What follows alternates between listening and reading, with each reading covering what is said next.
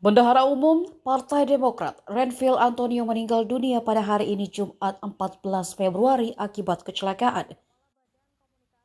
Peristiwa itu dikabarkan terjadi di jalur Pantura, Desa Mojosari, Kecamatan Asembagus, Situbondo, Jawa Timur.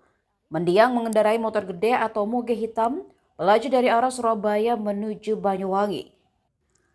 Dilansir dari Kompas.com, Kapolres Situbondo AKBP Rezi Darmawan mengatakan kejadian terjadi sekitar pukul 9 pagi. Dari hasil olah TKP diduga moge yang dikendarai korban melaju dengan kecepatan tinggi. Kemudian dari arah yang sama pick-up hendak berbelok ke kanan, mengakibatkan tabrakan parah.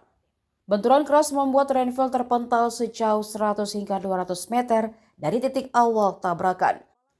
Jasadnya lalu menghantam pohon di tepi jalan Pantura dan meninggal di tempat.